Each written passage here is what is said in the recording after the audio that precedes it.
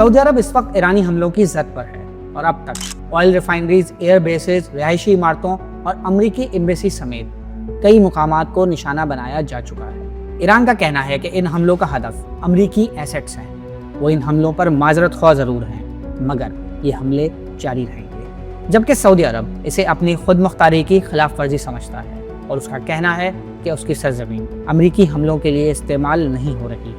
इन हमलों में तीसरा फरीक पाकिस्तान है, जिसका सऊदी अरब के साथ स्ट्रेटेजिक म्यूचुअल डिफेंस एग्रीमेंट मौजूद है, जिसके तहत सऊदी अरब पर हमला पाकिस्तान पर हमला तस्वुर होगा। तो दूसरी तरफ ईरान, जो कि पाकिस्तान का हमसाया और दोस्त मुल्क है, मौजूद है। सऊदी हमलों के फौरन बाद पाकिस्तान के chief of defence forces field marshal Asim Munir और डिप्टी प्राइम मिनिस्टर इसहाक डार की सऊदी ओहदेदारान से मुलाकात हुई। मुआशी गिरदाब में फंसे पाकिस्तान के लिए सऊदी अरब के $5 अरब के डिपॉजिट्स और डेफर्ड ऑयल पेमेंट की फैसिलिटी एक लाइफ लाइन है, जिसमें पाकिस्तान की जानिब से इजाफे का भी कहा जा रहा है। इन मुलाकातों के बाद पाकिस्तान की जानिब से ये कहा गया है कि वो सऊदी अरब के साथ खड़ा है और उसने ईरानी हुक्काम को सऊदी अरब और अपने डिफेंस म्यूचुअल एग्रीमेंट के हवाले से आगाह किया है। हम सऊदी अरेबिया के साथ एक स्ट्रेटेजिक म्यूचुअल डिफेंस एग्रीमेंट कर चुके हैं। सारी दुनिया को उसका पता है, it's a sovereign agreement, we are bound by that. मैंने उसको मद्देनजर रखते हुए सऊदी अरेबिया से फौरी सेंसिटाइज किया अपने भाइयों को जो लीडरशिप में है ईरान में, कि please keep that in mind. उन्होंने कुछ अश्योरेंसेस मांगी, मुझे कहा कि इनका सवाल पे यूज नहीं होना चाहिए। मैंने अश्योरेंसेस लेके दी। यू कैन सी कि मैं वर्चुअली वहां प्रेशर रूम लगा के बैठा हूं। The question isn't whether Pakistan might come to Saudi Arabia's aid.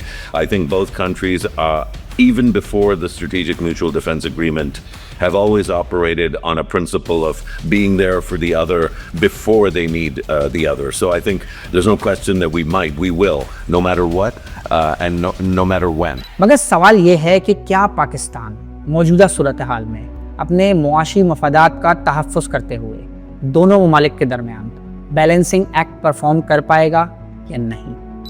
देखिए, अभी तो शदीद कोशिश की जा रही है पाकिस्तान को इस जंग में खींच के हिस्सा बनाने की, और फिलहाल पाकिस्तान उस चीज़ को रेजिस्ट कर रहा है। लेकिन इसको रोकना पाकिस्तान के लिए काफ़ी मुश्किल है, क्योंकि जब सऊदी अरब से ये डिमांड आ रही हो अगर कि आप भी आएँ और हिस्सा बने इसका, और हमारे ऊपर हमला हो रहा है तो आप आके हमारी मदद करें इस मौके पे, इस बात को मना करना काफ़ी मुश्किल है। क्योंकि माजी में पाकिस्तान सऊदी अरब के पास जाता रहा है कहते हुए कि हमारे ऊपर मुश्किल गुजर रही है, हमारी मदद करें, और तब सऊदी अरब ने की है।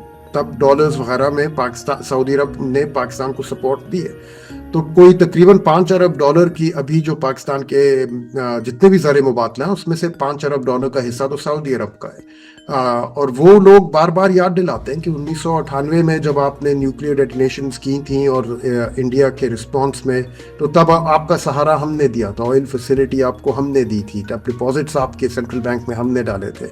अब हमारे ऊपर मुश्किल गुजर रही है।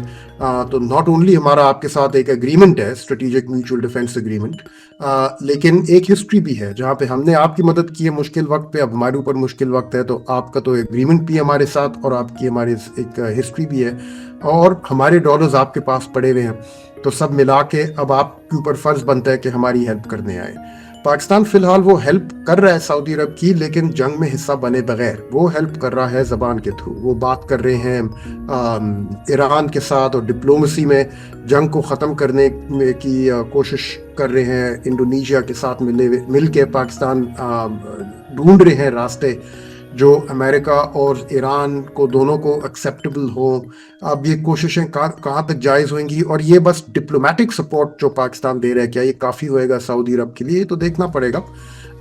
लेकिन आई थिंक इस चीज़ से महफूज रहना कि इस जंग का हिस्सा हम लोग खुद ना बन जाएं, ये बहुत ज़रूरी है। This is priority number 1 also I would think for Pakistan decision makers. ये डार साहब के अपने बयान से भी ये फीलिंग आती है कि वो नहीं चाह रहे कि इस जंग में खुद हम लोग शामिल हो जाएं, लेकिन इस जंग से अपने आप को बाहर रखना भी उनके लिए मुश्किल साबित हो रहा है। तो काफ़ी एक डेलिकेट बैलेंसिंग एक्ट अभी परफॉर्म करके ये लोग चल रहे हैं आगे, और फिलहाल तो कामयाब रहे हैं। लेकिन अब सब कुछ अगेन दोबारा डिपेंड करता है कि कितनी देर चलती है जंग और कितनी ज़्यादा इंटेंसिफाई होती है। अगर ईरानियन हमले जो है वो गल्फ़ कंट्रीज़ और सऊदी अरब के ऊपर ज़्यादा होने शुरू हो जाए, अगर उनकी रफ्तार तेज़ होनी शुरू हो जाए और ये जंग एक हफ़्ता और चले और उसके बाद एक और हफ़्ता चले, तो फिर जितना ज़्यादा ये चलेगी और जितनी ये इंटेंसिफाई करेगी उतना और पाकिस्तान के लिए मुश्किल होता चला जाए। मज़ीद न्यूज़ अपडेट्स और डिजिटल स्टोरीज के लिए सब्सक्राइब करें डॉन न्यूज़ पाकिस्तान।